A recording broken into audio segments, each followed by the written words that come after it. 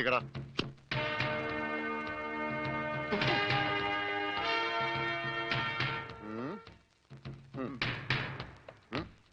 ഇങ്ങാട് പാടാ.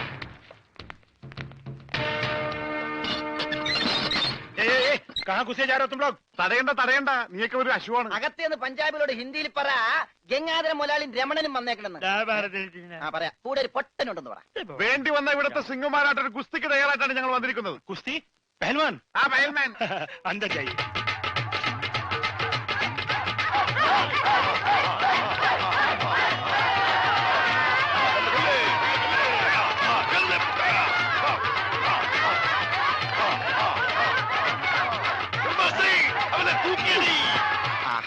വോട്ട് ചോദിക്കാൻ പറ്റിയ സമയം.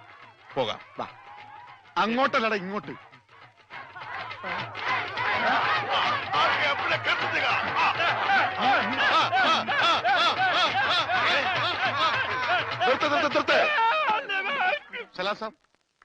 സർദാർജി, നമ്മുടെ ബോട്ട്. ബോട്ടോ? എടോ, ഇത് പഞ്ചാബാ, പഞ്ചാബ്. ഇവിടെ ബോട്ടുമില്ല, ബോട്ടിലുമില്ല. പോടാ.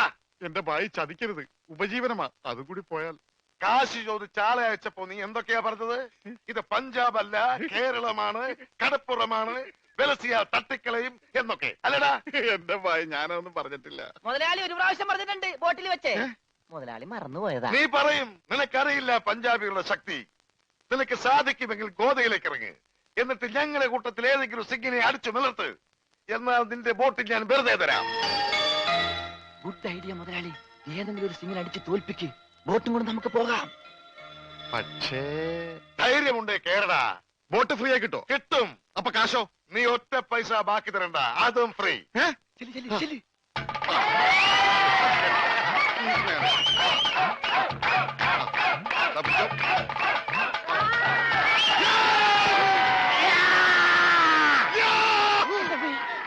ഇതെന്ത് എന്ത് പറ്റും മുതലാളി? ശരിയാവില്ല, അവൻ ജെട്ടിട്ടിരിക്കുന്നു. അതിന് മുതലാളിക്ക് എന്താ? ഞാൻ ഇട്ടിട്ടില്ലടാ. ഒരു ബോട്ട് തിരിച്ച് പിടിക്കാൻ വരുമ്പോഴെങ്കിൽ ആ ഷഡ് ഇട്ടൂടെ? അത് ഇവിടെടാ. ഇവിടെ ബോട്ടിന്റെ മുകളിൽ ഉണക്കാനിട്ടപ്പോഴാണ് ഒരു ബോട്ട് കൊണ്ടുപോയത്. എന്നാ ആദ്യം അത് ചോദിച്ചാലോ? എന്തു പറ്റി? ധൈര്യം ചോർന്നു പോയോ? ഏയ്, വല്ലതും ചോർന്നു പോയാൽ തടയാനൊന്നും ഇട്ടിട്ടില്ല എന്ന് പറയായിരുന്നു. ഏയ്, അങ്ങനെയൊന്നുമില്ല. ഞാൻ ഇവനൊക്കെ പടക്കുറുപ്പന്മാരുടെ ഫാമിലിയാ. ജഗലുടെ രക്തമെന്ന് പറയുന്നത് ക്ഷത്രിയ രക്തമാ. അങ്ങനെ പറഞ്ഞു കൊടുക്കണ രമണ. അതുകൊണ്ട് എനിക്ക് വേണ്ടി രമണൻ ഗോദായിലേക്ക് ഇറങ്ങുന്നതാണ്.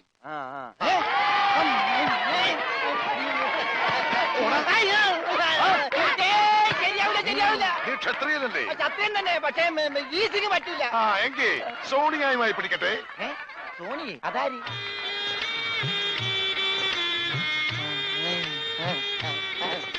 സോണിയ വന്നാട്ടെ, വന്നോട്ടെ. अरे सोनिया आ।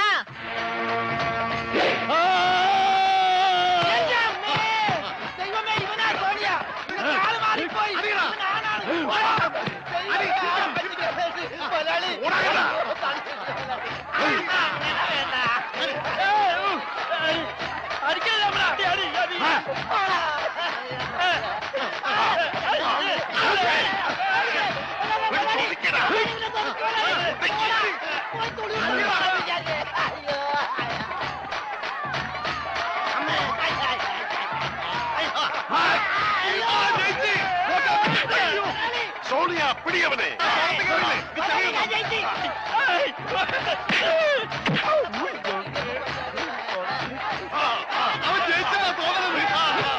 കൊല്ലു കൊല്ലു കൊല്ലേ. പോയി, ബോട്ട് പോയി. സോണിയ,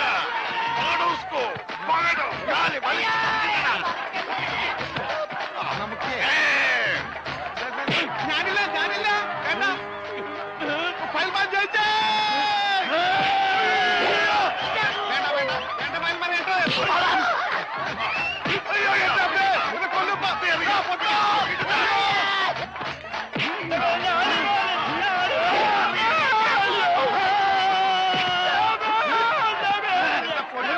അവനെ മാത്രം ഒന്നും ചെയ്യരുത്, അവന് ഊമയാണ്.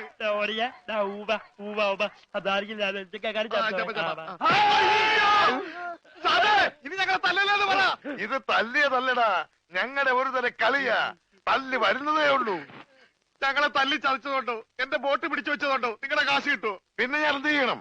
എന്റെ ബോട്ടിക്കതാ, അത് വിറ്റാണെങ്കിലും ഞാൻ കാശ് കൊണ്ടുവരാം. നീ വരില്ല, നിന്നെ എനിക്കറിയില്ലേ.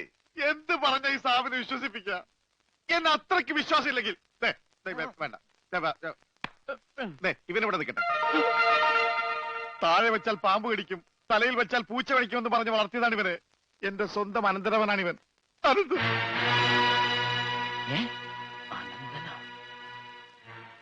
എന്റെ അനന്ത, നിന്നെ ഒരു നിമിഷം കാണാതെ എനിക്ക് കഞ്ഞി കുടിക്കാൻ പോലും കഴിയില്ല.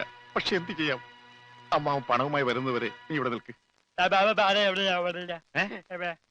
ഇവിടെ നിൽക്ക്.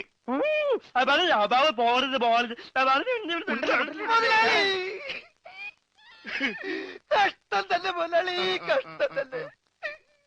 വെറും ഒരു പണിക്കാരനായി എന്നെ പോലും പിരിഞ്ഞിരിക്കാൻ പറ്റാത്ത മുതലാളിക്ക് സ്വന്തം അനന്തരവനെ എങ്ങനെ പിരിഞ്ഞിരിക്കാൻ പറ്റും മുതലാളി? ഓഹോ, നിന്നെ പിരിഞ്ഞിരുന്നാലും ഇയാൾക്ക് വേദനിക്കുമല്ലേ? എന്നാ നീ ഇവിടെ നിൽക്ക്. ഏയ് അയ്യോ, അത് വേണ്ട. എന്താ? എനിക്ക് മുതലാളിനെ പിരിഞ്ഞിരിക്കാൻ പറ്റില്ല. സാരമില്ല രമണ, നിന്നെ പിരിയുന്ന ദുഃഖം ഈ മുതലാളി സഹിച്ചോളാം. മുതലാളി സാബ്, ഞാൻ ബോട്ടും കൊണ്ട് പോകുന്നേ ഉള്ളൂ. എന്റെ ജീവനും ജീവന്റെ ജീവനും ഇവിടെയാണ്. ഞാനിതെങ്ങനെ സഹിക്കും? ആ, അങ്ങനെ ഇരിക്കും എന്നോട് കളിച്ചാൽ. ഞാൻ പോയി വരട്ടെ മക്കളെ. 2-ാം തീയതി വരാം. ഏത് മാസം?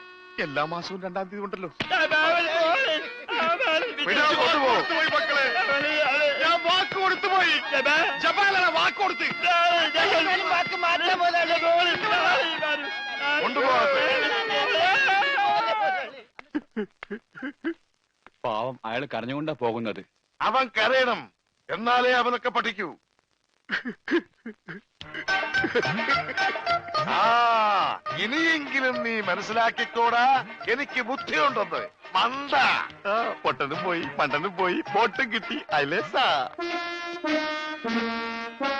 മര്യാദക്ക് ഞാൻ പറയുന്നതും കേട്ട് ഇവിടെ നിന്നാ നിനക്കൊക്കെ കൊള്ളാം.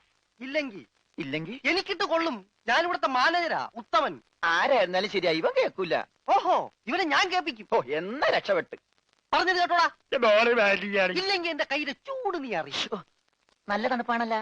തർക്കുത്തരം പറയുന്നോടാ. നിന്നെയൊക്കെ ഞാൻ കാണിച്ചു തരാം. നിങ്ങളൊക്കെ ഇതെവിടെ പോകുന്നു? അല്ല, ആരോ കാണിച്ചു തരാന്ന് പറഞ്ഞ്. ദേ ഒരെണ്ണം. ആ, ഒരെണ്ണമല്ല, 2 എന്താ? നിങ്ങളെ കാണിച്ചു തന്നതാ. അല്ല അല്ല മാം സാബ്, യുവമാർ നിങ്ങളെ കണ്ടിട്ടേ ഇല്ല. കണ്ടു. നിന്റെ കഴുത്ത് ഞാനൊന്ന്. എന്താണ് അവിടെ? ഞാനിവന്റെ കഴുത്തിന്റെ അളവെടുക്കായിരുന്നു. അതൊക്കെ പിന്നെടുക്കാം. ആദ്യം അവന്മാരെ കൊണ്ട് വിട്. ഓ ചെല്ലടാ. അവന്മാരോട് അങ്ങോട്ട് ചെല്ലാൻ വാ. ആ, നിങ്ങളിൽ ആർക്കാണ് ഭംഗിയായി ഷൂ പോളിഷ് ചെയ്യാൻ അറിയാവുന്നത്? എനിക്കറിയില്ല. ദൈവന് ഭംഗിയായിട്ട് ഷൂ പോളിഷ് ചെയ്യാൻ അറിയാം. എന്താ നിന്റെ പേര്? രമണൻ. മരണനോ? നീ ഒരു കാര്യം ചെയ്യ്, ആദ്യം ഷൂ പോളിഷ് ചെയ്ത് പഠിക്ക്. ഉത്തമ, ഇവിടെയുള്ള എല്ലാ ഷൂസും ഈ മരണനെ കൊണ്ട് പോളിഷ് ചെയ്യിപ്പിക്കേ. എന്റെ അമ്മോ, ബാറ്റ കമ്പനി പോലും കാണില്ല ഇത്രയും ഷൂ. ഇതൊക്കെ പഴയതാ. ഇതിൽ ചെയ്ത് പഠിച്ചിട്ട് പുതിയത് തരാം. പിന്നെ കാലുകളിൽ കയറി കുറെ പുറത്തു പോയിട്ടുണ്ട്, അതൊക്കെ തിരിച്ചു വരും. ഇത്രയും ഷൂ റോട്ടിൽ നിന്ന് പോളിഷ് ചെയ്താ ഒരൊറ്റ ആഴ്ചക്കുള്ള ഒരു ബോട്ട് വാങ്ങാൻ പറ്റും. ഒന്ന് സഹായിക്കടാ. ഏയ്, അത് പറ്റില്ല. നിന്നോട് പറഞ്ഞ പണി നീ ചെയ്യണം. അതും പറഞ്ഞ സമയത്തിനുള്ളിൽ തീർക്കണം. ഇല്ലെങ്കിൽ ബെൽറ്റിന് അടി കൊള്ളും. ആഹാ, അത്രക്കായ എങ്കിൽ പറഞ്ഞ സമയത്തിനുള്ളിൽ തീർത്തിട്ടേ ബാക്കി കഴിയുള്ളൂ.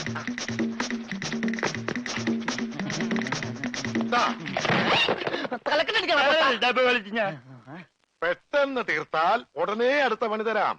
തീരുമ്പ പണി തരാൻ ഞാൻ എന്താ കുപ്പിന്ന് വന്ന ഭൂത? നിങ്ങളിൽ ആർക്കാ നല്ല ഭംഗിയായിട്ട് അലക്കാൻ കഴിയുന്നത്? അടുത്ത പണി ആർക്കാ? എനിക്ക് ഭംഗിയായിട്ട് അലക്കാൻ അറിയാം. ഇവന് ഒട്ടും അറിയില്ല. ഞാൻ പഠിപ്പിക്കാം. വേണ്ട വേണ്ട, വില കൂടിയ ഡ്രസ്സാ. അറിയാത്തവൻ ചെയ്താ അതൊക്കെ കീറും. പിന്നെ നീ തന്നെ അലക്കിയാ മതി. തുമ്മിക്കോ, നിന്റെ ഒടുക്കത്തെ തുമ്പലാണെന്ന് നീ മറക്കണ്ട. എവിടെ അലക്കല്ലേ?